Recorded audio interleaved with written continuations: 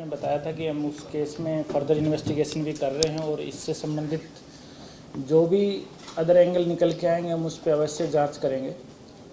तो इसी दौरान हम बताते हैं कि जब हम लास्ट वाले केस का इन्वेस्टिगेशन कर रहे थे तो उसमें जब उन्होंने खजेड़ी में रहे थे तो उन्होंने एक आईडी गलत दी थी, अपनी जो आइडेंटिटी कार्ड होता है किसी दूसरे बंदे का दिया था।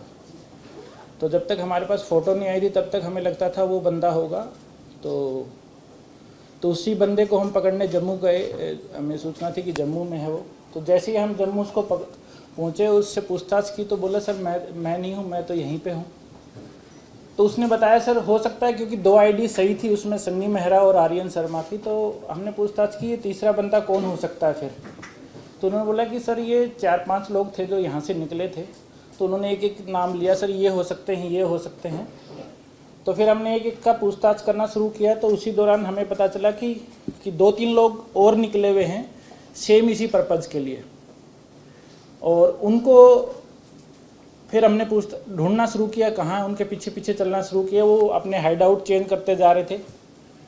तो धीरे धीरे हमारे पास सूचना थी ये थोड़े चंडीगढ़ की तरफ बढ़ सकते हैं। तो हमारी टीम, ज्वाइंट टीम काम कर रही थी इस पर, और आज ही इसमें हमें कामयाबी हासिल हुई और हमने जो 3 लड़कों को आज पकड़ा जो वो जम्मू से ही चल के आए थे, और काफ़ी उन्हीं के साथ के टाइम के निकले हुए थे, मगर वो पंजाब में काफ़ी जगह ठहर रहे थे।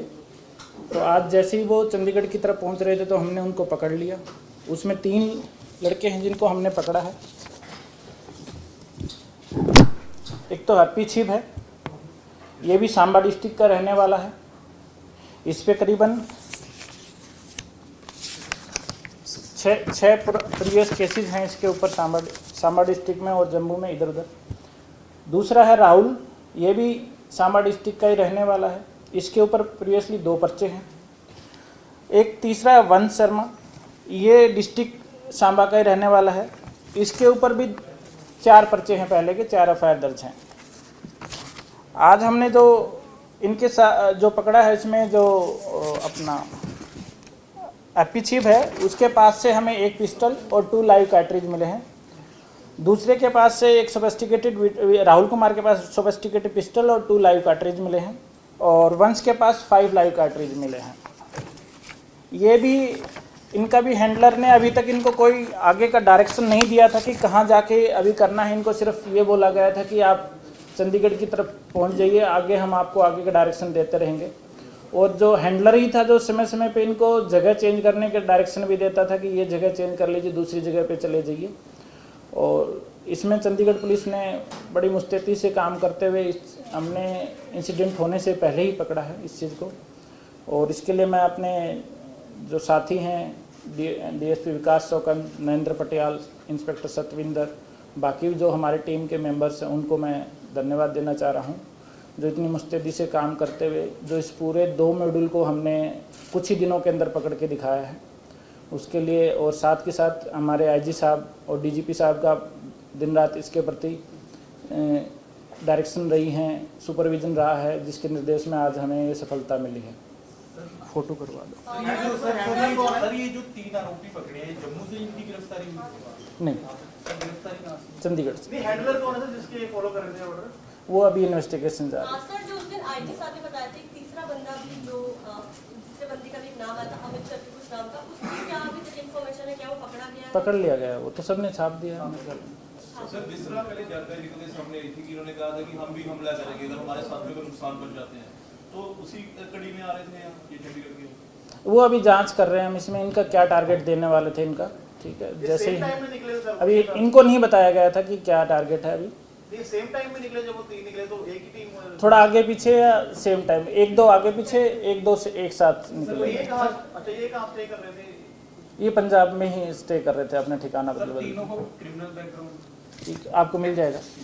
एक पे 7 केस हैं, एक पे 6 केस है, एक पे 2 केस हैं, एक पे 4 केस है। नहीं, अभी हैंडलर ने इनको टारगेट किसने प्रोवाइड किया है?